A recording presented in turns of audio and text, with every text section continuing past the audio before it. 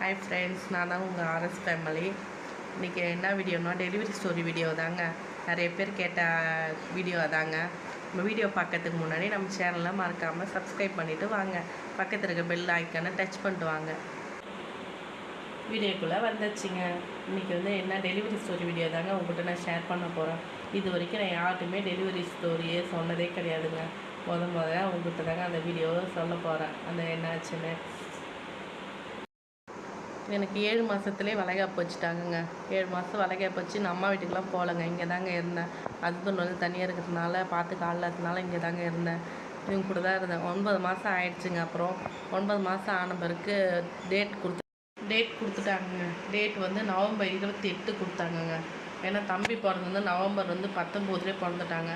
அது ஏன் என்ன காரணம்னால தாங்க அந்த வீடியோக்குள்ளே சொல்ல போகிறேன். முழுசாக நம்ம வீடியோவை ஃபுல்லாக பாருங்கள். அப்போ தான் என்ன சொல்லணும் உங்களுக்கு தெரியும். வீட்டில் நான் இருக்கும்போது திடீர்னு எனக்கு பனிக்கடை உடஞ்சிச்சுங்க. அது பனிக்கடை உடஞ்சிச்சா இல்லைன்னு எனக்கு ஒன்றுமே தெரியலைங்க. எனக்கு சொல்கிறதுக்கு யாரும் ஆள் இல்லை. பனிக்கடை உடஞ்சின்னு தெரியாமல் நானும் ரொம்ப நேரமாக வீட்டிலே இருந்துட்டேங்க. எனக்கு தெரியல. அப்புறமா தான் எங்கள் வீட்டை ஃபோன் பண்ணி இந்த மாதிரி இருக்குது அப்படி சொன்னாங்க. சொன்ன உடனே அவர் உடனே வண்டி எடுத்துகிட்டு வந்துட்டார். வண்டி எடுத்துகிட்டு வந்தோடனே என்ன எடுத்து வைக்கணும் ஏது எடுத்து வைக்கணும் ஒன்றுமே எங்களுக்கு தெரியாது. நாங்கள் எங்களுக்கு தெரிஞ்சதை மட்டும் எடுத்து வச்சுக்கிட்டு அம்மாவுக்கு ஃபோன் பண்ணிட்டேங்க.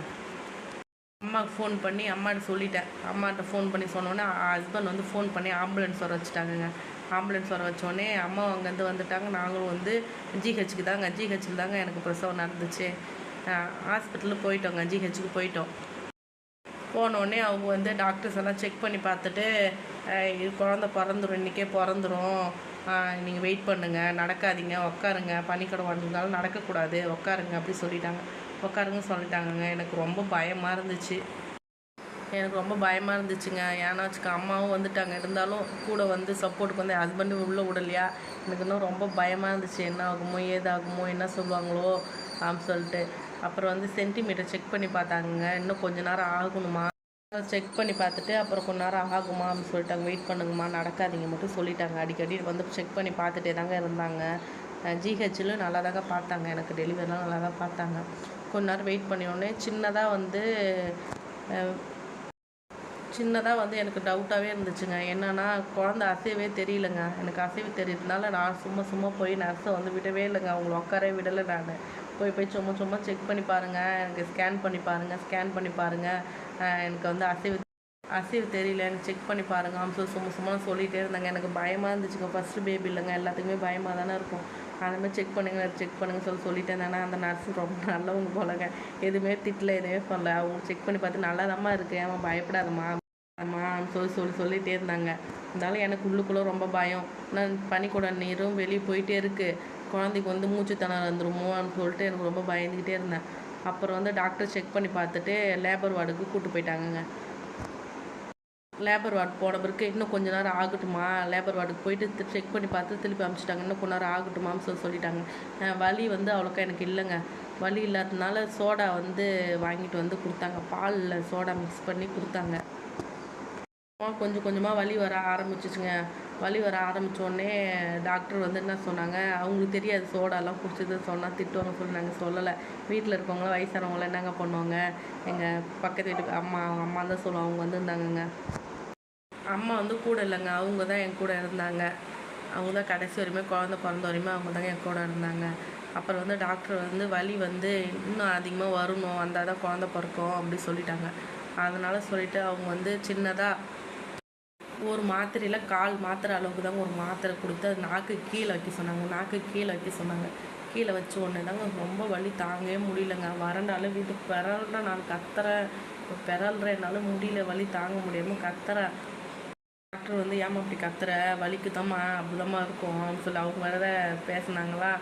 வலி தாங்க முடியாமல் எங்கள் அம்மாவெல்லாம் திட்டுறேங்க. நான் யாருக்குமே எல்லாமே அப்படி தானேங்க. பிரசவத்தப்போ யார் என்ன பேசுகிறோமே தெரியாது.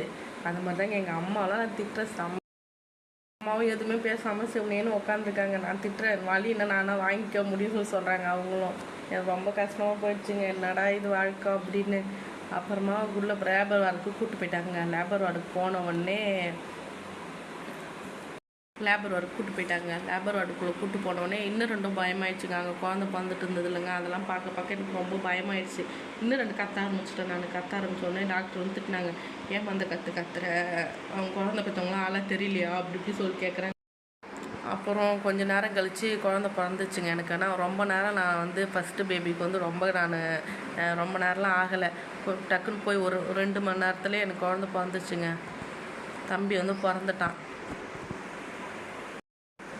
அப்புறம் தம்பி பிறந்தவுடனே இந்த தையல் போகிற ப்ராசஸ் இருக்குது பாருங்கள், அதாங்க கொடுமையானது.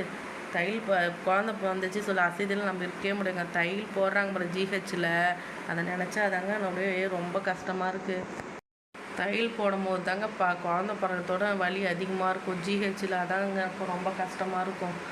ஏன்னா தெரியல, அதை மட்டும் மயக்கூசி போட்டால் கொஞ்சம் நல்லாயிருக்குங்க. ரொம்ப கஷ்டங்க தையல் போடுற இது மட்டும். அங்கே இருக்கவங்களாம் என்ன சொல்கிறாங்க, இந்த பிள்ளை இப்போ தானே வந்துச்சு, உள்ளே போச்சு பாரு, உடனே குழந்த பிறந்துச்சு அப்படி சொல்லி பேசுகிறாங்க. பக்கத்தில் கீழே எல்லாம் இருந்தவங்கலாம் அவங்களுக்கு தாங்க தெரியும் வலி, அம்மா வலி வந்தது பட்ட பாடுன்னு. அங்கே இருக்கவங்களாம் அப்படி தாங்க சொன்னாங்க. போனோடனே குழந்த பிறந்துச்சு பாப்பா, குழந்த பிறந்துச்சு பாரு, நாங்களாம் 2 நாளாக இருக்கோம் 3 நாளாக இருக்கோம் அப்படிலாம் சொன்னாங்கங்க. அப்புறம் குழந்த பிறந்தோடனே தம்பி வந்து 2,700 இருந்தாங்க, வெயிட் இருந்தான். அப்புறம் தம்பி நம்ம எங்கேயும் வைக்கலைங்க, நம்ம கையில் கொடுத்துட்டாங்க. கொடுத்தோடனே 3 நாள் கழித்து டிஸ்சார்ஜ் ஆகி வீட்டுக்கு 3 நாள் கழித்து டிஸ்சார்ஜ் பண்ணி வீட்டுக்கு அனுப்பிச்சிட்டாங்கங்க. இதாங்க ஃபஸ்ட்டு பேபிக்கு நடந்த விஷயமே.